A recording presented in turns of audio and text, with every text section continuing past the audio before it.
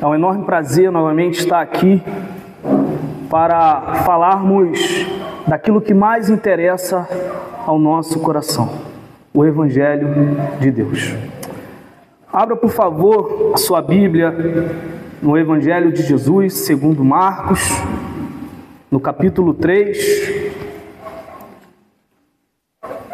Nós vamos ler os versos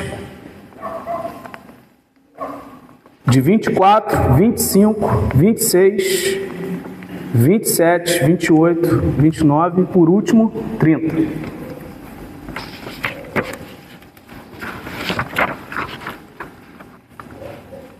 Podemos? Diz assim a palavra do Senhor: se um reino estiver dividido contra si mesmo, tal reino não pode subsistir. Se uma casa estiver dividida contra si mesma, tal casa não poderá subsistir. Se Satanás se levantou contra si mesmo e está dividido, não pode subsistir, é o seu fim. Ninguém pode entrar na casa do valente para roubar-lhes os bens, sem primeiro amarrá-lo, e só então saqueará a casa dele. Em verdade, lhes digo que tudo será perdoado aos filhos dos homens, os pecados e as blasfêmias que proferirem. Mas aquele que blasfemar contra o Espírito Santo nunca terá perdão, visto que é réu de pecado eterno. Jesus disse isto porque diziam: está possuído de um espírito imundo. Amém? A palavra do Senhor está lida. Bom, na semana passada nós mergulhamos na palavra de Deus e refletimos sobre um tema essencial, que era: onde Jesus quer habitar? Na verdade, na semana retrasada, vimos que todo lar precisa de Jesus, que nem sempre os laços familiares garantem apoio, que a transformação do coração é obra exclusivamente feita pelo Espírito Santo, e que quando Cristo governa o coração, Ele restaura também a nossa casa. Aprendemos que um coração transformado reflete a autoridade de Jesus e que a nossa fé precisa permanecer firme, mesmo quando pessoas próximas não têm ou não consideram a autoridade de Cristo sobre as suas vidas. Hoje continuaremos essa reflexão, mas vamos dar um passo adiante. Se Jesus é quem habita e governa o nosso coração, então precisamos entender como esse governo acontece.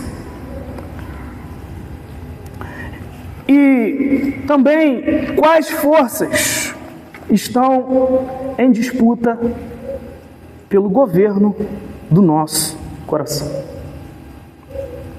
O Evangelho de Marcos nos leva a perceber que o coração humano não é apenas um centro de emoções ou da vontade humana, mas um território estratégico em uma batalha espiritual. Existe uma batalha espiritual e o coração é o território estratégico dessa batalha. O texto de Marcos 3, 24 a 30, nos apresenta resposta à pergunta provocativa de Jesus: pode Satanás expulsar Satanás? Uma pergunta que nos desafia a olhar para a realidade espiritual que influencia a nossa vida cotidiana. Assim como no lar de Simão Pedro, vimos a ação transformadora de Cristo. Hoje veremos que o coração humano está em disputa entre dois reinos.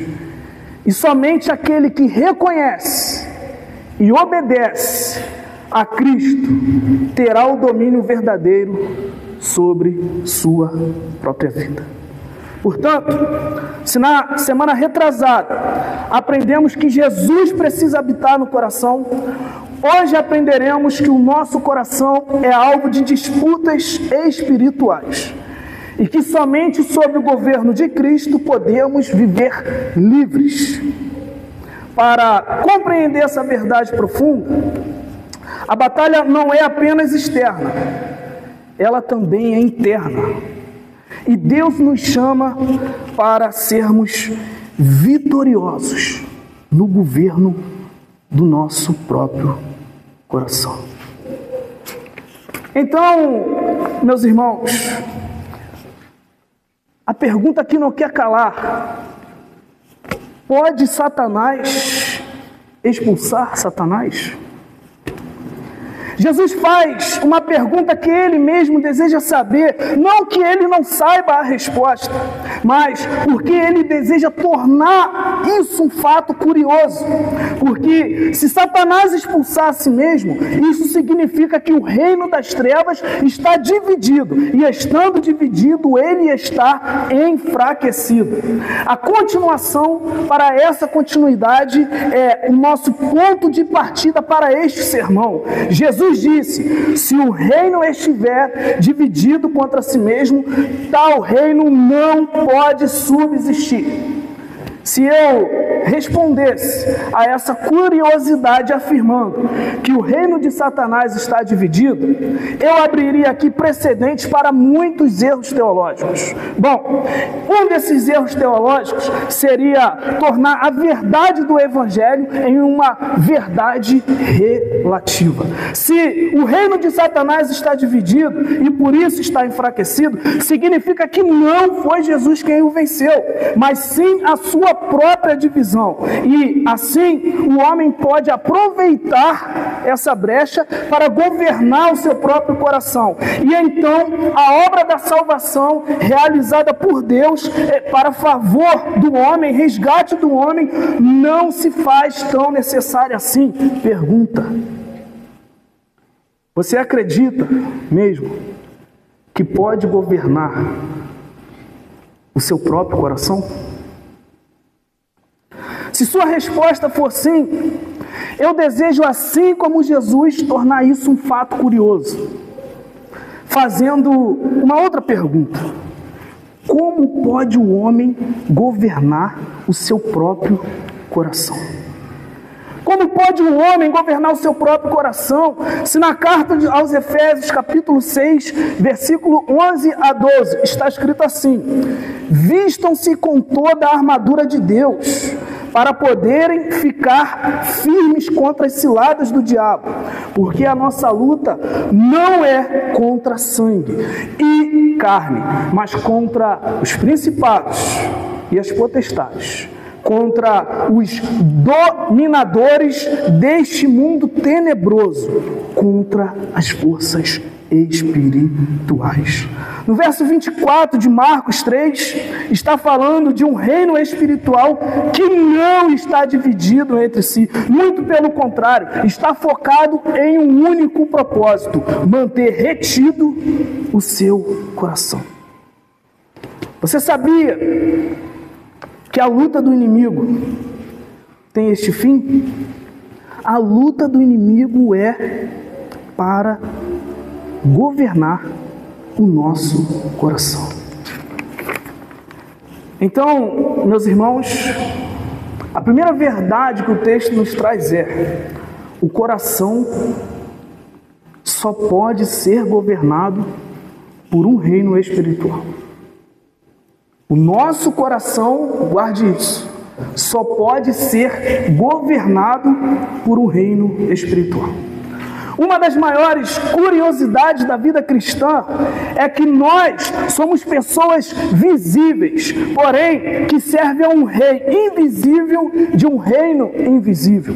Olhando para este texto, olha só, eu vejo homens dizendo que Jesus está usando o poder de demônios para expulsar outros demônios. E isso é o mesmo que afirmar que o reino das trevas está dividido entre si. E este, meus irmãos, é um momento marcante na história, porque são homens diante do Rei dos Reis, o acusando de não ser quem ele é, e ignorando também o poder das trevas. Olha só, o homem diante de Jesus, o Rei dos Reis, e também diante do poder das trevas, e ignorando esses dois poderes, colocando-se no centro do governo do seu coração. É neste momento que isso acontece.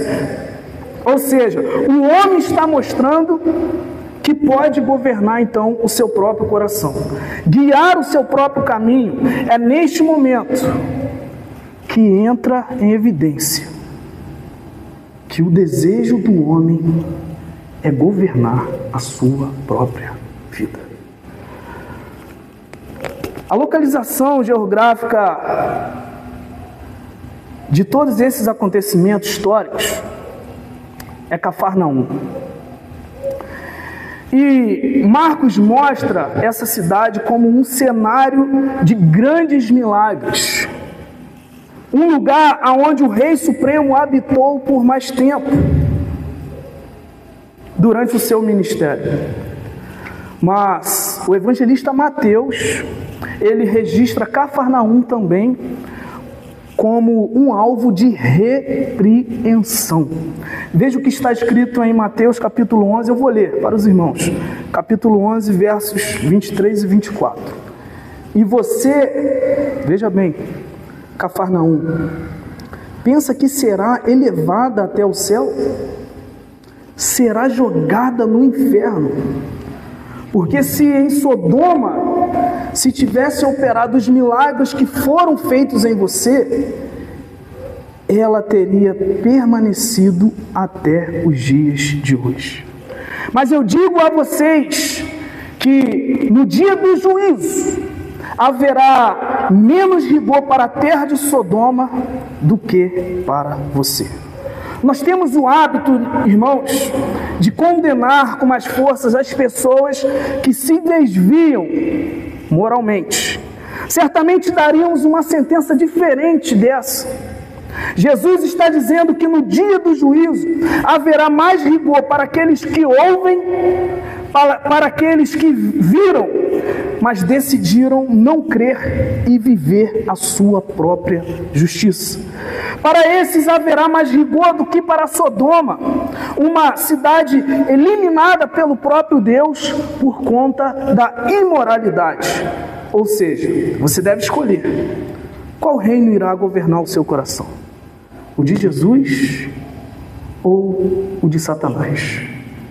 Para te ajudar a fazer a melhor escolha neste caso, eu quero que você leia 2 versículos comigo. Vou pedir o Lucas que, por gentileza, projete Apocalipse capítulo 17. Nós vamos ler os versos 13 e 14 juntos. Por favor, Lucas. Vamos ler esses versículos juntos? No 3. 1, 2, 3. Este tem o mesmo propósito e oferecem à besta o poder e a autoridade que possui. Lutarão contra o Cordeiro, e o Cordeiro os vencerá, pois é o Senhor dos senhores e Rei dos reis. Serão vencedores também.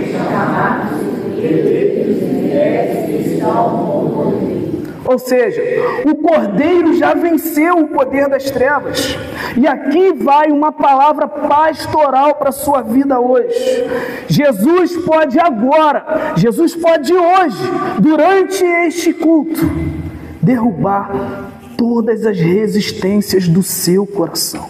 Basta você crer nessa palavra. A segunda verdade do texto é: um lar dividido, preste bem atenção nisso, um lar dividido é reflexo de corações divididos. Um lar dividido é reflexo de corações divididos. No verso 24, Jesus fala de um reino, esclarecido aqui que se trata de um reino espiritual. O ser humano não tem o poder de destruir um reino que é espiritual, mas ele pode destruir aquilo que é terreno. O ser humano pode destruir a sua própria casa. No verso 20 deste capítulo 3, o autor diz que Jesus foi para casa, e no verso 25, o autor conta a parábola de Jesus novamente e encontramos de novo a palavra casa. Embora no português seja a mesma palavra, no original grego essas palavras são diferentes, justamente para dar um sentido diferente. Quando o autor diz que Jesus foi para casa, o sentido da palavra ele foi para dentro de um espaço físico aonde se habita.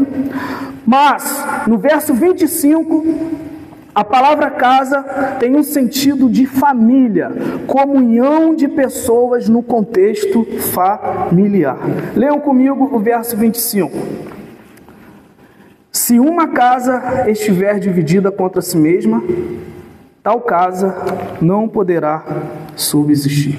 Quando Jesus está dizendo se uma casa estiver dividida contra si mesma, tal casa não poderá subsistir, ele está falando da divisão entre pessoas que moram junto dentro da mesma casa.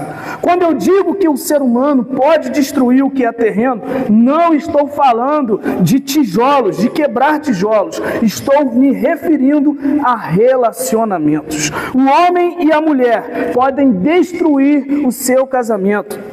Os pais e os filhos podem destruir a conexão entre si. Escute uma coisa, irmãos, que eu vou dizer. Guarda isso. Satanás, ele não possui atributos. Satanás tem astúcias.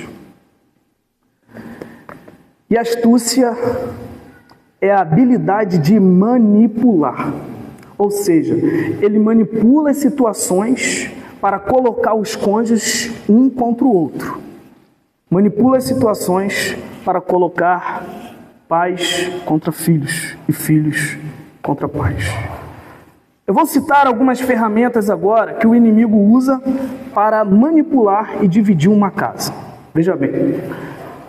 A primeira ferramenta que o inimigo pode usar: foco demasiado na espiritualidade. Isso acontece quando uma pessoa se acha espiritual demais e acredita que somente orações vão ajudar ao outro. Mas isso deve levar uma pessoa para longe da outra, criando assim lados opostos. Nós fomos feitos, meus irmãos, também para o relacionamento. Quando somente se ora, mas não existe um relacionamento, certamente falta algo. Porque Deus, Ele nos fez para também nos relacionar um com o outro. A segunda ferramenta que Satanás pode usar para dividir uma casa é a falta de perdão. Essa leva o ser humano à irritabilidade extrema. Tudo que o outro faz irrita e é motivo de contestação. Isso, queridos, é como uma gripe, passa de um para o outro e cria uma separação mútua, onde ambas as partes passam a se irritar um com o outro.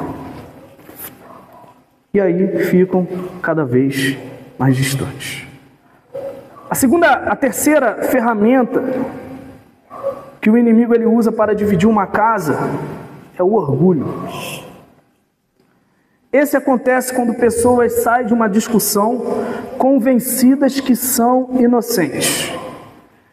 Cada um com a sua razão. O orgulho sempre fecha o coração para o diálogo e impede uma reconciliação. A quarta ferramenta e última que eu vou mencionar, que o inimigo ele pode usar para dividir uma casa, é a ausência. Carência afetiva. A ausência causa carência afetiva quando um dos membros está constantemente ausente. O outro sente falta de atenção, carinho e presença. Isso pode gerar distanciamento e solidão. Um lar dividido é reflexo, então, de corações divididos. Mas a boa notícia é que quando Cristo governa o coração, Ele também restaura a casa. Jesus usa a expressão ser 3 vezes seguidas nessa passagem. Se um governo estiver dividido, se uma casa estiver dividida, e agora, no verso 26, se Satanás se levantar contra si mesmo. Aparentemente, queridos, Satanás está fraco por estar dividido, mas Jesus levanta essa condição do inimigo, usando a expressão ser pela 3ª vez, para fazer uma autorrevelação. Vejamos o que está escrito no verso 27. Ninguém pode entrar na casa do valente para roubar-lhes os bens, sem primeiro amarrá-lo, e só então saqueará a casa dele. Jesus está revelando que se Satanás está fragilizado, não é porque ele está dividido, não, mas porque alguém mais poderoso entrou na casa. A fraqueza do inimigo não tem nada a ver com ele estar dividido, mas sim com a presença de alguém mais poderoso. Então, a 3ª verdade que o texto nos traz é: Jesus é o servo de Deus que saqueia o valente. Guarda isso no teu coração. Jesus é o servo de Deus que saqueia o valente. Na grande obra da salvação, é o Pai quem envia o Filho.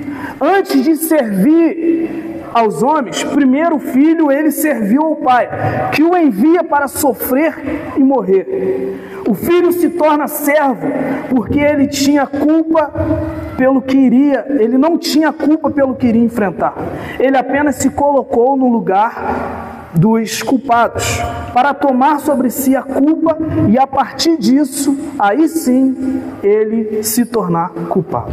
É aqui, queridos, que o próprio Deus humilha a si mesmo por um único propósito: salvar o homem da sua própria culpa. Em Isaías, capítulo 53, verso 11, está escrito assim: Ele verá o fruto do trabalho de sua alma e ficará satisfeito. O meu servo, o justo, com o seu conhecimento justificará a muitos, porque as iniquidades deles levará sobre si. É o próprio Pai chamando o Filho de servo, porque se dispôs a cumprir o propósito do céu. E qual é o propósito do céu? Restaurar o homem e oferecer-lhe salvação. A restauração do homem implica, então, em Cristo saquear o inimigo. O evangelista Mateus conta essa mesma história com a narrativa de Jesus expulsando um homem, expulsando um demônio que deixava um homem surdo, que deixava um homem cego e surdo. Jesus é quem entra na casa, amarra o valente e liberta aquele que está cativo. Ou seja, a libertação do ser humano, a libertação do coração do ser humano passa pelo poder de Cristo. Mas, porém, contudo, todavia, é necessário fazer um alerta.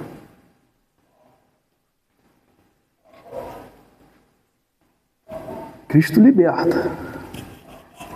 Cristo saqueia o inimigo, mas é necessário fazer um alerta. Somente quando o coração se arrepende é que Cristo passa a governá-lo. Tenta imaginar a seguinte situação: um homem preso e de repente alguém vai lá e paga a sua fiança e ele é liberto da prisão. E quando chega ao lado de fora, já liberto, ele volta para as mesmas práticas pecaminosas. Cristo pagou a nossa fiança, mas o nosso coração só é governado por Ele quando nós nos arrependemos. Então aqui vai a quarta verdade do texto. Ouça isso. A evidência de que Cristo é quem governa o nosso coração é quando nós ouvimos o teu chamado e respondemos com obediência. A evidência de que Cristo é quem governa o nosso coração é quando nós ouvimos o teu chamado e respondemos com obediência. O perdão de Cristo precisa ser desejado pelo coração regenerado.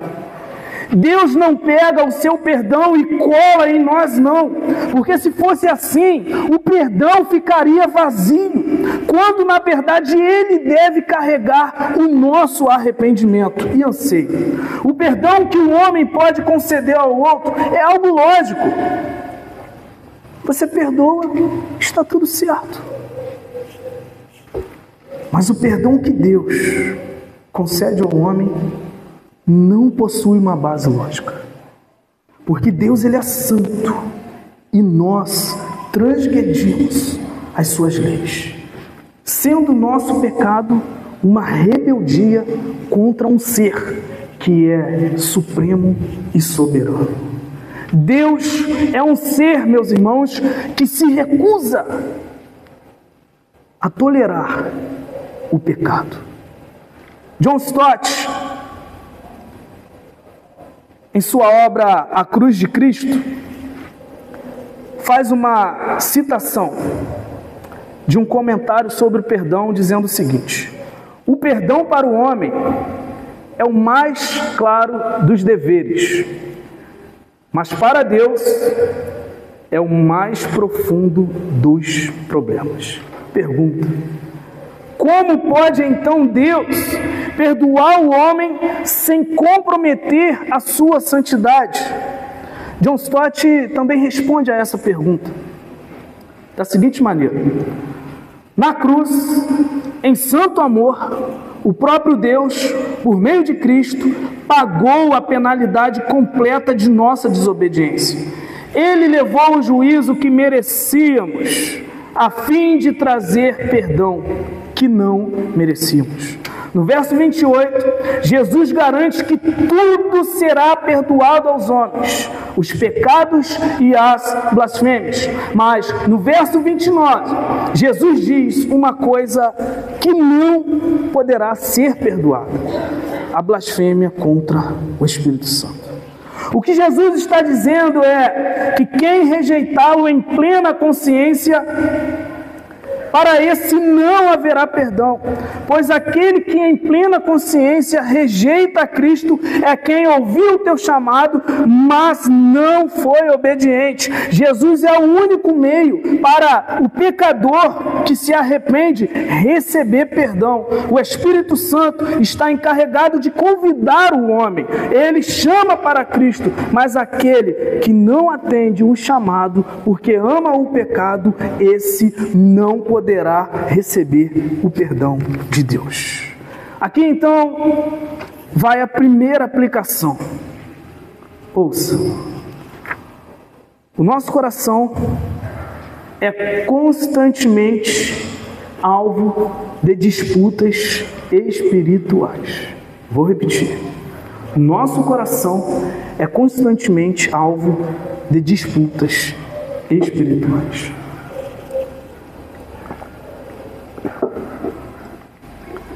Existe uma abordagem sobre o pensamento moderno chamado de abordagem circunstancial. Olha só, essa abordagem diz o seguinte: as leis de Deus são inflexíveis demais e a vida é muito complicada para ser governada por regras rígidas. Ou seja, as circunstâncias são o que rege nossas ações. As leis de Deus, meus irmãos, elas são absolutas. Não existe meia-verdade. Ela exige obediência completa. Mas as circunstâncias da vida tendem a tentar o nosso coração. Às vezes, o que é certo parece impossível de fazer para determinada situação. Em 1 João, capítulo 5, verso 19, está escrito assim: sabemos que somos de Deus e que o mundo inteiro jaz do maligno. O saudoso pastor e teólogo John MacArthur comenta o seguinte: existem apenas dois tipos de pessoas no mundo: os filhos de Deus e os filhos de Satanás. A pessoa ou pertence a Deus ou ao sistema maligno do mundo, que é do domínio de Satanás. Eu quero deixar aqui então uma orientação pastoral para o seu coração. Ouça: toda vez que você se sentir tentado dentro de alguma circunstância da vida, lembre-se do que está estabelecido em Apocalipse capítulo 17, verso 14. Nós lemos aqui: o Cordeiro já venceu e vencerá todos os reis da terra, e serão vencedores também os fiéis que estiverem com os Cordeiros.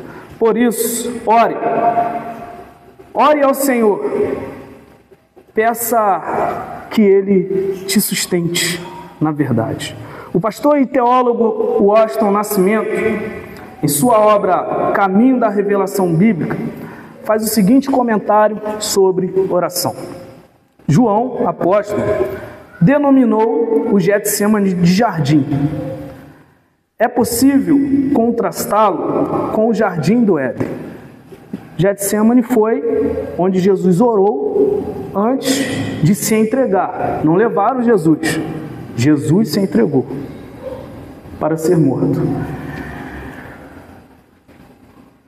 E o pastor Washington Nascimento, ele começa esse comentário falando do Getsemane e dizendo que é possível expor uma diferença entre o jardim do Getsemane, aonde esteve o segundo Adão, e o jardim do Éden, aonde esteve o primeiro Adão. No jardim do Novo Testamento, o segundo Adão venceu e prevaleceu sobre a tentação e o tentador. A prática cristã de ajoelhar-se para a oração teve sua origem e inspiração com Jesus no Getsemane. Ou seja, Jesus estava com uma missão dificílima de carregar todos os nossos pecados. E então Jesus vai para o Getsemane, que o apóstolo João denomina de jardim, e Lucas 22:41 vai dizer que Jesus se ajoelhou para orar. Ou seja, é com oração que nós vencemos o inimigo. É com oração que nós vencemos as tentações. Antes de se ajoelhar para orar, Jesus ele deu uma orientação aos seus discípulos: orem para que vocês não caiam em tentação.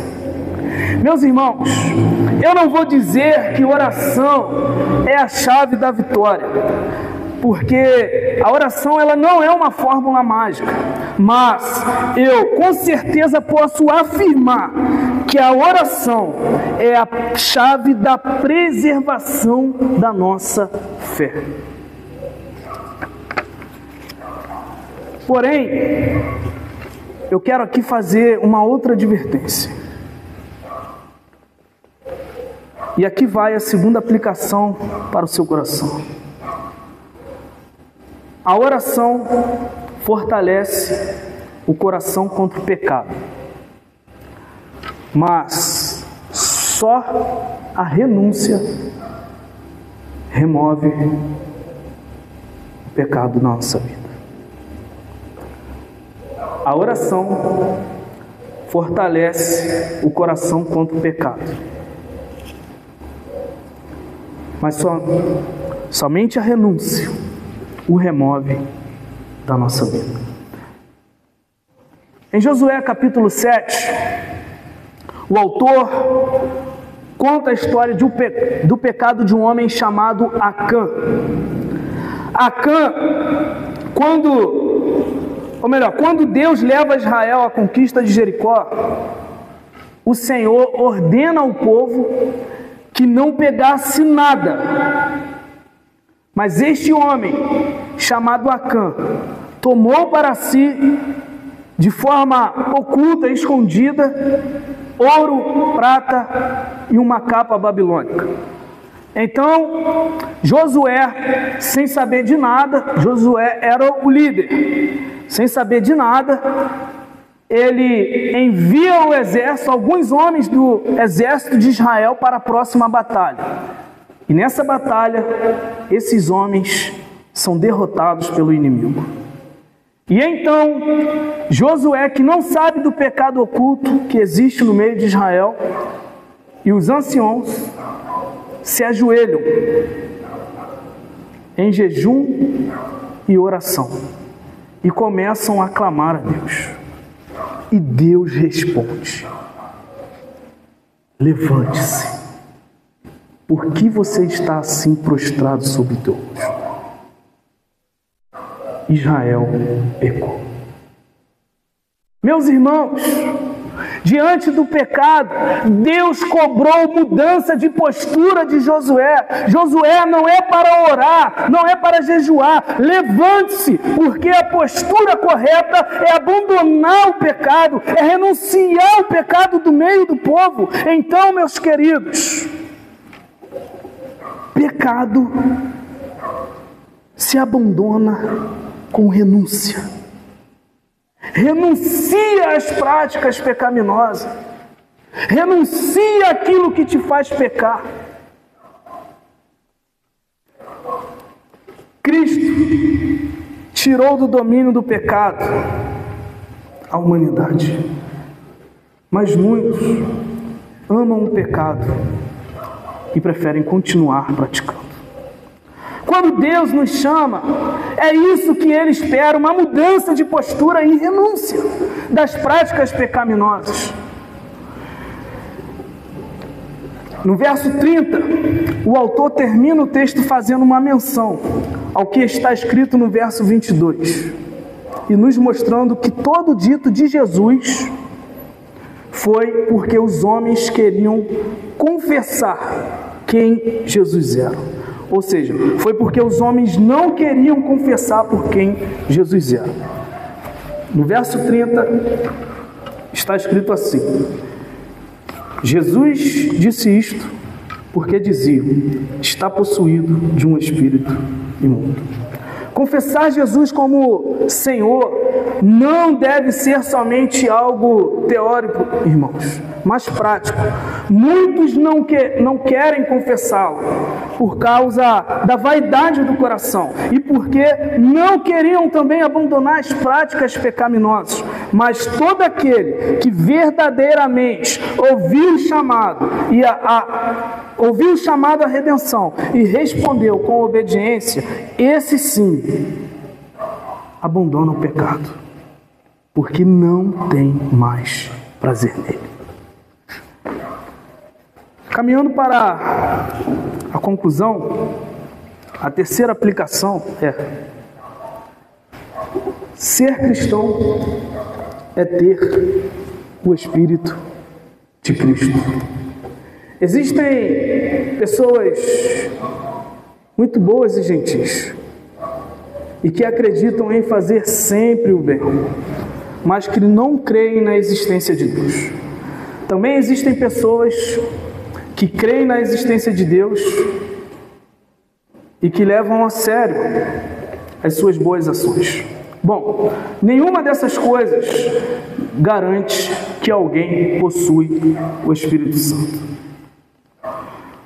A única evidência verdadeira da presença do Espírito Santo na vida de uma pessoa é a transformação do coração que leva à ação. Isso se manifesta em atitudes de amor genuíno a Deus e ao próximo, em humildade, perdão, compaixão e obediência à vontade de Deus, mesmo quando a vida está difícil. Em outras palavras, não basta ser bom ou crer em Deus. Ser cristão é ser moldado por Cristo, permitindo que Ele viva em nós e através de nós. O pastor e doutor Martin Lloyd-Jones, em sua obra O Cristão em uma Era de Terror, diz o seguinte: o primeiro dever de todos nós que afirmamos ser cristãos neste mundo moderno é certificarmos de quem nós somos. O primeiro dever de todos nós que afirmamos ser cristãos neste mundo moderno é certificar-nos de quem nós somos. Portanto, meus irmãos, talvez esse seja um momento de fazer uma pausa, olhar em volta e refletir seriamente. Quem governa o seu coração? Cristo ou o inimigo? Uma palavra final. A maior evidência de que Cristo saqueou o inimigo e restaurou o seu coração não é apenas o que você sente, mas como você decide viver. O Senhor te chama hoje a responder com fé e obediência. Quem governa o seu coração? Cristo ou o inimigo? Amém?